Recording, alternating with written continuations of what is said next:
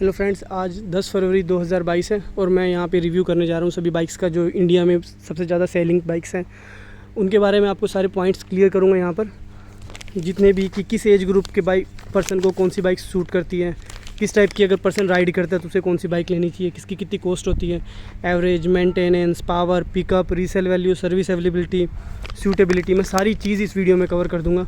कोशिश करूँगा वीडियो जितनी ज़्यादा छोटी हो सके ताकि आपको इन्फॉर्मेटिव हो, तो प्लीज़ कंप्लीट वीडियो देखिएगा, कोई पॉइंट मिस मत करिएगा। मैं पूरी स्पीड में बोल रहा हूँ और कोशिश कर रहा हूँ सारे पॉइंट्स कवर अप करूँ।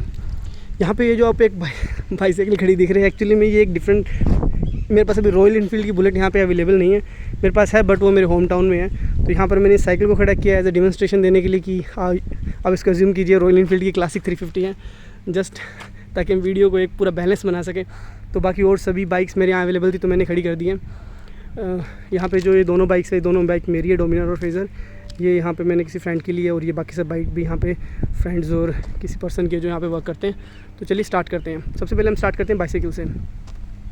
सबसे पहले मैं आपको एज ग्रुप का बताऊँगा इन सब का, ताकि एक वीडियो थोड़ी लाइन में बनी रहे। तो एज ग्रुप की बात करें तो ये बाइसाइकिल जो है ये सूट करती है अगर आपकी एज 18 साल से कम है। 18 साल तक आपका लाइसेंस नहीं बनता, और 18 मतलब ड्राइविंग लाइसेंस बन जाता है लर्निंग वाला, पर 18 साल से नीचे पक्का लाइसेंस नहीं बनता है। तो रिकमेंड करते हैं साइकिल आप यूज़ कीजिए। और अगर आप +1 2 के अंदर है या 10 से नीचे हैं तो हाईली रिकमेंड कि आप साइकिल ही लीजिए। अब या मैं बोलूँ मस्ट है आपको साइकिल लेना। आप ऑटोमोबाइल्स की तरफ मत जाइए। पेरेंट्स अगर वीडियो देखें तो कभी ऑटोमोबाइल मत दीजिए बच्चों को अगर वो 10th क्लास से नीचे है तो, क्योंकि उनकी जो एक्टिव हेल्थ होती है उस पर बहुत ज़्यादा इफेक्ट पड़ता है ऑटोमोबाइल्स का। और अगर वो पर्सन साइकिल चलाता है तो वो एक्टिव रहेगा, फिज़िकली भी वो स्ट्रॉन्ग रहेगा और हेल्थ भी उसकी बहुत अच्छी रहेगी। तो साइकिल कंपलसरी है। अगर बच्चा नॉर्मल साइकिल नहीं लेना चाहता, जो इंडियंस में क्लासिक इंडियन साइकिल चलाते हैं एटलस की, तो इस टाइप की कोई साइकिल ले सकते हैं जिसमें सेंटर शॉकर कभी भी नहीं लेना होता। फ्रंट शॉकर आप लीजिए, सेंटर शॉकर ख़राब हो जाता है वेट की वजह से, क्योंकि डिफरेंट टाइप के पर्सन बैठते हैं, वेट होता है तो वो लूज़ हो जाता है बड़ी जल्दी। फ्रंट शॉकर बेस्ट होता है साइकिल के अंदर। और आप डिस्क भी ले सकते हैं, विदाउट डिस्क भी ले सकते हैं। दोनों टाइप की ब्रेक्स कंफर्टेबल होती हैं। वैसे ज़्यादा जो किफ़ायती होती है, ज़्यादा अच्छे से लगती है, वो बाईसाइकिल्स के अंदर नॉर्मल ब्रेक्स होती हैं और गाड़ियों के अंदर डिस्क ब्रेक होती है, क्योंकि इनकी डिस्क ब्रेक इतनी इफेक्टिव नहीं होती। तो इसलिए मैं डिस्क इतनी रिकमेंड नहीं करता, बस शौक के लिए, स्टाइल के लिए ले सकते हैं। और डेफिनेटली ब्रेक्स जरूर लगती है, ब्रेक का काम करेगी ये। और ये साइकिल आपको तकरीबन 9-10 हज़ार रुपये मिल जाती है इजीली इंडियन मार्केट्स में, तो आप इसको ले सकते हैं 18 साल से नीचे की एज ग्रुप के बंदों को। वहीं फिर 18 से 20 साल के पर्सन आ जाते हैं, जिसके अंदर 3 बाइक्स रिकमेंड होती है हमेशा। एक स्कूटी, एक प्लेटिना, जो हमारी प्लेटिना बाइक होती है बजाज की, और यहाँ पर फिर आ जाता है हमारा स्प्लेंडर बाइक। देखिए स्प्लेंडर के साथ में बहुत से कंपटीटर्स आ जाते हैं, जिस तरह सिटी डीलक्स हो गया, सिटी डॉन चलो बंद हो गया, तो कोई TVS की भी बाइक आती है इसी टाइप की, वो बाइक आप कंसिडर कर लीजिए। इसमें प्लेटिना के साथ भी और बाइक्स आती है, सिटी डीलक्स भी, उसका कंपटीशन होता है। मतलब सेम बाइक है, इनका वजन 100 से 120 किलो के अराउंड होता है। 4 गियर होते हैं सभी बाइक के अंदर। कॉस्ट सभी की 1 लाख के अराउंड आती है आज के टाइम में। और तकरीबन पिकअप की बात करें तो नॉर्मल सी पिकअप होती है सबकी, 6 से 7 bhp होती होगी आई थिंक। टॉप स्पीड 60-70 तक स्टेबल रहती है, उससे ऊपर फिर वाइब्रेट करने लग जाती है बहुत ज़्यादा। स्कूटी का केस थोड़ा अलग है। स्कूटी 110-120 cc तक भी आती है, 125 तक भी आती है, 150 cc तक भी आती है, गियरलेस होती है। तो इसकी कीमत भी 1 लाख तक होती है आजकल। 60 से 70 हज़ार तो नॉर्मल रेट है। लेडीज़ जो गर्ल्स होती है वो इसको रिकमेंड करती है, बॉयज़ भी इसको रिकमेंड कर सकते हैं। स्कूटी की एक खास बात क्या होती है एज़ कम्पेयर टू बाइक, इसकी जो सीट होती है बहुत ज़्यादा ब्रॉड होती है, तो आप कंफर्टेबली इसके अंदर बैठ सकते हैं। लेडीज़ आराम से इसके अंदर बैठ सकती है, जिस 1 साइडेड पोस्चर पे नॉर्मल इंडियन गर्ल्स बैठती हैं, तो वो सबसे बेस्ट होती है स्कूटी उसके लिए। और आपके पैर भी ठंडे में बचे रहते हैं, आप इसमें सामान भी अंदर रख सकते हैं। तो ओवरऑल एक फैमिली पैकेज जो होता है वो स्कूटी होती है हमेशा, बाइक कभी भी नहीं होती उस चीज़ में। गियरलेस होती है तो आप ट्रैफिक के अंदर से इसको निकाल सकते हो, बार बार क्लच दबाना, ब्रेक, हैंड्स, वो सब उस चक्कर में आप बहुत ज़्यादा ईजी रहता है, मतलब बहुत ज़्यादा फ्लेक्सिबल और मतलब कंफर्टेबल रहती है स्कूटी आपको उस हिसाब से। प्लेटिना जो बाइक है वो हल्की बाइक मानी जाती है। अगर आपने 60-70 की स्पीड पे ब्रेक दबा दी तो इसका पिछला टायर स्किड होने के चांस ज़्यादा रहते हैं, जिससे एक्सीडेंट बहुत ज़्यादा हो जाता है इस प्लेटिनम की, मतलब प्लेटिना के कारण। प्लेटिना से लोग अक्सर गिर जाते हैं गाँव देहात में। और वहीं उस केस में स्प्लेंडर की कंट्रोल उससे अच्छा है। इसका रीज़न क्या है कि स्प्लेंडर का जो वेट है वो इवनली डिस्ट्रीब्यूटेड है हर जगह से, उसकी कंट्रोलिंग दी बेस्ट कंट्रोलिंग मानी जाती है हमेशा स्प्लेंडर की, तो आप ले सकते हैं। अब अगर मैं एज ग्रुप की रिकमेंडेशन दूँ तो आप फर्स्ट ईयर के अंदर या फिर आप जब +1 2 के अंदर वो एज ग्रुप के पर्सन ले सकते हैं। इनफैक्ट इन बाइक्स को, इन जो तीनों रिकमेंड कैटेगरीज़ है, चारों रिकमेंड कैटेगरीज है, कोई भी एज ग्रुप का पर्सन ले सकता है। इवन 60 की एज तक आप ये व्हीकल चला सकते हैं, आप पे कंफर्टेबली सूट करेंगे, तो ये बेस्ट है। ठीक है, तो आप कोई भी इनमें से ले सकते हैं। कीमत बता दी मैंने। उनके एवरेज की बात करूँ तो 50 किलोमीटर पर लीटर तक एवरेज देती है, 60 किलोमीटर पर लीटर तक एवरेज देती है, 45 किलोमीटर पर लीटर तक एवरेज देती है, और वो आपकी टंकी पर डिपेंड करता है कितनी भी ले लो। उसके बाद में एक बात आती है फेज़र। फेज़र की कीमत मेरे टाइम में ये जिस तरह 2012 मॉडल है 1 लाख के करीब थी, अब इसकी कीमत तकरीबन ले तो 1,30,000 1,25,000 के आसपास की आती है बाइक आपको। अब ये बाइक मेरी एवरेज दे रही है 35 to 40 की। नॉर्मली नई बाइक अगर आती है तो 45 तक एवरेज दे देती है। इस कैटेगरी में यहाँ पर हम और बाइक्स भी काउंट कर सकते हैं। और बाइक्स इस कैटेगरी में आ जाती है यहाँ पर R15, 4 बाइक्स बेसिकली यहाँ पर आती है। TVS की अपाचे सीरीज़ सारी की सारी, बजाज की पल्सर सीरीज़ सारी की सारी। अगर हम RS 200 को भी काउंट कर ले, हालांकि वो थोड़ी महंगी हो जाती है बट वो इसी कैटेगरी में आती है, पल्सर 220। उसके फेज़र, FZ, ये बाइक्स इसके अंदर आती है अच्छे से। जब होंडा की हॉर्नेट भी ले सकते हो। अगर इसके अंदर हम कंपैरिजन करें मतलब कि क्वालिटी बिल्ड वाइज, तो सबसे बढ़िया जो इंजन रहता है वो ये रहता है यामाहा का। नो डाउट बहुत बेहतरीन इंजन होता है यामाहा का। मेरी ये बाइक आज तक कभी इसमें कोई दिक्कत नहीं आई। हालांकि कार्बोरेटर मॉडल है तो कार्बोरेटर में कचरा फंस जाता है तो थोड़ी इशू होते हैं, अदरवाइज़ इसके अंदर कोई भी प्रॉब्लम नहीं आई। बहुत ही बेहतरीन बाइक है। और इंजन इतना स्मूथ है यार कि इतना फ्लुएंट इंजन चलता है इसका। गियर शिफ्टिंग इतनी ज़्यादा बढ़िया, आप हाई स्पीड पे भी मतलब अगर इसका गियर डाउन करके पिकअप ले रहे हैं तो भी ये बर्डन नहीं लेती है बाइक की। बहुत खास अच्छी बात है। अगर इसी में तुम बजाज से कंपैरिजन करो, बजाज की पल्सर वगैरह से, तो उनका इंजन पता नहीं कैसा होता है, छन छन की आवाज़ आने लग जाती है, दबने लग जाती है बाइक ओवर द टाइम। और 4-5 साल बाद में तो इतना बुढ़ापा उसका इतना बेकार होता है कि मतलब किसी काम की नहीं रहती वो। वहीं ये बाइक बहुत बढ़िया खड़ी है। अगर इसकी बिल्ड क्वालिटी की बात की जाए तो बहुत ही सॉलिड इसकी बिल्ड क्वालिटी है यहाँ पर, और बेहतरीन बिल्ड क्वालिटी है। अगर आप किसी भी एंगल से इसको देखना चाहेंगे तो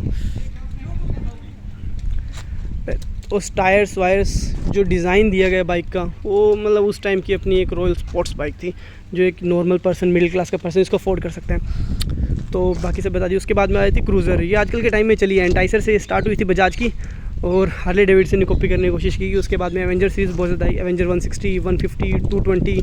तो ये 160 हमारे पास में है यहाँ पर फ़िलहाल। बहुत ही कंफर्टेबल बाइक है। बजाज ने कोशिश की है कि कुशनिंग बहुत अच्छी दी है यहाँ पर। कितनी अच्छी कुशनिंग है इस बाइक की, कंफर्टेबली पर्सन बैठ सकता है, लॉन्ग रूट्स पे इसको लेके जा सकता है। बाइक 80-90 की स्पीड बहुत ही फ्लुएंसली चलती है। एवरेज भी आपको 50 से 55 की एवरेज आराम से दे देती है बाइक। 1,25,000 के करीब इसकी कीमत होती है। और बिल्ड क्वालिटी अब बजाज ने बहुत इंप्रूव कर दी है। आप शॉकर की देखोगे यहाँ पर ऐसे बिल्ड क्वालिटी, यहाँ पे टैंकी वगैरह तो बहुत ज़्यादा स्मूथ बाइक होगी। एज इसकी मानता हूँ बजाज के इंजन की एज ज़्यादा लंबी नहीं होती। DTSI जो इंजन है वो इतना ज़्यादा अच्छा नहीं है। मतलब DTSI पता नहीं उसमें क्या कमी रहती है हमेशा यार। बजाज को अपने इंजन को सुधार करना चाहिए। ओवरऑल बिल्ड क्वालिटी जो असेंबली उन्होंने वो असेंबल करते हैं उसमें कहीं ना कहीं कमी रह ही जाती है। ओवर दी 4-5 साल के बाद में इनकी बाइक खड़कने लग जाती है बिल्कुल। पता नहीं से क्यों बजाज की बाइक में ऐसा नहीं होता। तो टॉप प्रायोरिटी अगर आप बाइक ले रहे हो सबसे पहले यामाहा, दूसरी होंडा की हॉर्नेट बहुत बेहतरीन होती है। उसके बाद में सुजुकी की अगर आप जिक्सर वगैरह ले सकते हो तो बेहतरीन बाइक है। उसके बाद में चौथे पे आप TVS और 5वें बजाज को रिकमेंड कीजिए। उसके बाद में सबसे ये तो पूरा मॉन्स्टर है, मेरी 3 लाख की ये बाइक आती है, डोमिनार। 2 साल हो गए मुझे चलाते हुए। डोमिनार 400 ये लेटेस्ट मॉडल है इसका, BS6 मॉडल। 40 bhp की इसकी पावर है, 13 bhp की इसकी पावर है, 12 bhp की इसकी पावर है, 40 bhp की इसकी पावर है। अगर आप 13 bhp से डायरेक्टली 40 bhp पे शिफ्ट कर रहे हैं तो आपको सिग्निफिकेंट डिफरेंस देखने को मिलेगा। और पावर बहुत ज़्यादा है यार। अगर पीछे मैं गाड़ी से कंपेयर करूँ तो गाड़ी भी बोरिंग लगती है इसके सामने जब भी उठती है बाइक। बहुत गजब की पिकअप है। और इधर रॉयल इनफील्ड किसी भी क्लास के पर्सन को ले सकते हैं, किसी भी क्लास के पर्सन को सूट करती है रॉयल इनफील्ड। अगर आप एक वेट को कवर अप कर सकते हैं, मतलब 180-90 किलो का वेट होता है, बट डेफिनेटली जब बाइक चलती है तो आपको मतलब वेट की प्रॉब्लम नहीं आती है कभी भी। इसी टाइप के आप ले सकते हैं उसके अंदर। तो रॉयल इनफील्ड दी बेस्ट है, वो कोई भी क्लास का पर्सन ले सकता है। मैं मानूंगा कि डोमिनार से भी अच्छी रॉयल इनफील्ड है। रॉयल इनफील्ड सदाबहार बाइक है और बहुत ही बेहतरीन है उस चक्कर में। तो चलिए, तो फ़िलहाल अभी मैं वीडियो मैंने बीच में पॉज कर दी थी, किसी का कोई कॉल आ गया था। तो देखिए अब मैं इसको मतलब थोड़ा समअप करना चाहूँगा। वीडियो थोड़ी ज़्यादा बन रही है। मैं हर एक बाइक की इंडिविजुअली पूरा का पूरा रिव्यू आपको मेरे चैनल पर मिल जाएगा। फिलहाल मैं अभी आपको बताना चाहूँगा कि रॉयल इनफील्ड किसी भी क्लास का पर्सन ले सकते हैं। अगर आपकी एज 20 साल है, चाहे आपकी एज 60 साल है, आप रॉयल इनफील्ड चला सकते हो।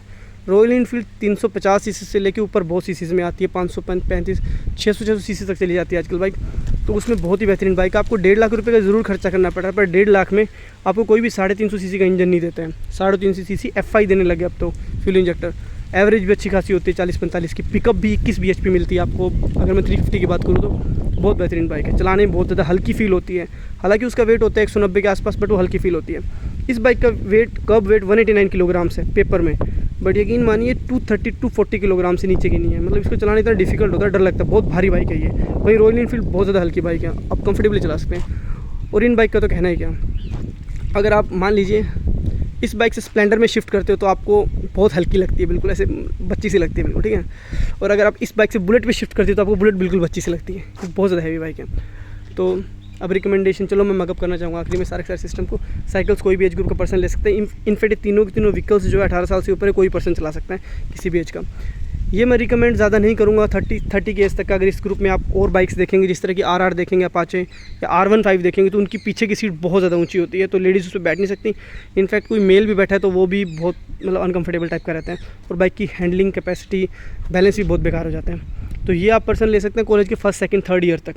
4th ईयर तक भी आप ये बाइक रख सकते हैं। अच्छी बाइक है, कोई दिक्कत नहीं आने वाली आपको इसके अंदर। अच्छी पिकअप है, 13 bhp, कंफर्टेबल होती है, 120 तक की इसकी टॉप स्पीड जाती है, और 80 तक बहुत कंफर्टेबली चलती है ये। और 80 की स्पीड पर अगर आप चलाते हो आपको 40 की एवरेज देती है, दोनों बाइक्स।